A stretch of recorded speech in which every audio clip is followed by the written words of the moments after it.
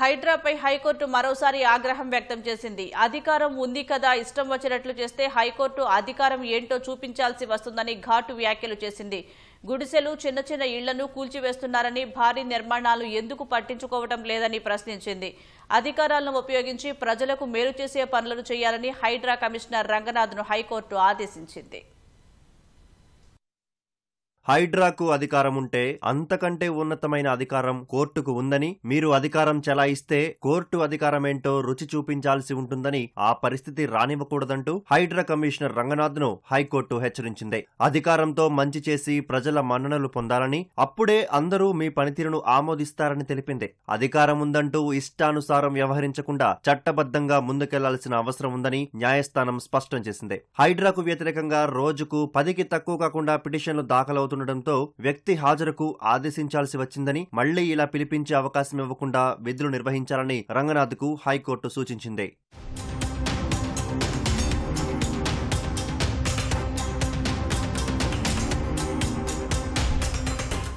రంగారెడ్డి జిల్లా ఖానామెట్ గ్రామంలోని తమ్మిడికుంట ట్యాంకు పునరుద్ధరణ పనుల్లో భాగంగా ఇతరుల భూముల్లో యథాతథ స్థితిని కొనసాగించాలన్న ఉత్తర్వులను ఉల్లంఘించడంపై దాఖలైన కోర్టు ధిక్కరణ పిటిషన్లపై జస్టిస్ బి విజయసేన్ రెడ్డి విచారణ చేపట్టారు. గత ఆదేశాల మేరకు ఆన్లైన్ ద్వారా విచారణకు హాజరైన హైడ్రా కమిషనర్ రంగనాథ్ను ఉద్దేశించి న్యాయమూర్తి ఘాటు వ్యాఖ్యలు చేశారు. చెరువుల పరిరక్షణ చర్యలు చేపట్టడం మంచిదేనని, అయితే దానికి ఒక పద్ధతంటూ ఉందని, చట్ట ప్రకారం చర్యలు ఉండాలని న్యాయమూర్తి సూచించారు. సచివాలయంలోని అధికారులు, వారు అధికారమిచ్చిన వ్యక్తులు ప్రజాశాంతి, సామాజిక శాంతి అవసరం లేదని భావిస్తున్నారా, లేదంటే వాటిని విస్మరిస్తారా అంటూ ప్రశ్నించారు. అధికారం చెలాయించడానికి ఉండదని, దయచేసి ఉన్న అధికారంతో ప్రజలకు మంచి చేసి మానవతావాదిగా ఉండాలని సూచించారు. కోర్టు ఉత్తర్వులు కేవలం కాగితాలకే పరిమితమవుతున్నాయని, విచారణలో ఉల్లంఘన జరుగుతోందన్నారు. కోర్టు జారీ చేసిన ఆదేశాల ప్రాధాన్యతేమిటో తమకు తెలుసని, వాటిని ఉల్లంఘిస్తే ఎలా స్పందించాలో కూడా కోర్టుకు తెలుసని హెచ్చరించారు. ప్రజలు స్థిరాస్తుల్లో పెట్టుబడులు పెడతారని, ఎప్పుడో పంచాయతీలు అనుమతించిన లేఅవుట్లలో ప్లాట్లు తెలుసో తెలియకో కొనుగోలు చేసి ఉంటారన్నారు. పెద్ద విస్తీర్ణంలో ఉన్నవారు కాకుండా కేవలం 50 నుంచి 100 గజాలు కొనుగోలు చేసి చిన్న చిన్న షట్టర్లు వేసుకుని ఉంటే వారాంతాల్లో ఎలాంటి నోటీసులు ఇవ్వకుండా కూల్చివేస్తున్నారన్నారు. ఉన్నట్లుండి ఇలా కూల్చివేస్తే వారి పరిస్థితి ఏమిటని, వారు ఎక్కడికెళ్లాలని ప్రశ్నించారు.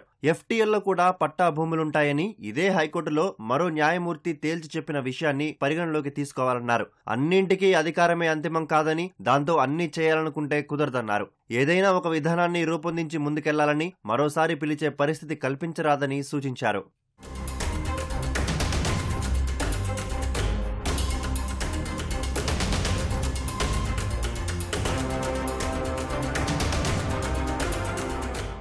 పిటిషనర్ తరపు న్యాయవాది వాదనలు వినిపిస్తూ ఏప్రిల్లో కోర్టు ఆదేశాలు జారీ చేసిన హైడ్రా పనులు కొనసాగించిందన్నారు. పిటిషనర్లకు ఎలాంటి నోటీసులు ఇవ్వకుండా సరస్సు పనులు చేపట్టడంతో భూములు ముంపునకు గురయ్యాయన్నారు. పట్టా భూమే కాదా అని తేల్చడానికి హైడ్రాకు అధికారం లేదన్నారు. కోర్టు జారీ చేసిన ఉత్తర్వులను ఉల్లంఘించాలన్న ఉద్దేశమే తమకు లేదని హైడ్రా కమిషనర్ రంగనాథ్ విజ్ఞప్తి చేశారు. కోర్టు స్టే ఉత్తర్వులు జారీ చేసిన వెంటనే పనులను నిలిపివేయాలని తమ సిబ్బందికి ఆదేశాలు జారీ చేస్తున్నామన్నారు. తమ్మిడికుంటలో వైద్య వ్యర్థాలు 5-6 అడుగుల మేర వేశారని, ప్రజారోగ్యాన్ని దృష్టిలో ఉంచుకుని వాటిని తొలగించినట్లు తెలిపారు. ఇదో డంపింగ్ యార్డులా మారుతోందని, వేల మంది నివాసం ఉంటున్నారని, నీటి కాలుష్యం ఏర్పడి పిల్లలు, ప్రజలు అనారోగ్యం బారిన పడుతున్నారన్నారు. హైడ్రాకు ప్రజల మద్దతు ఉందని, రోజు 100 మంది తమను ఆశ్రయిస్తున్నారన్నారు. ఎప్పుడో ఇచ్చిన ఎఫ్టీఎల్ నోటిఫికేషన్ను పిటిషనర్లు సవాలు చేయలేదన్నారు.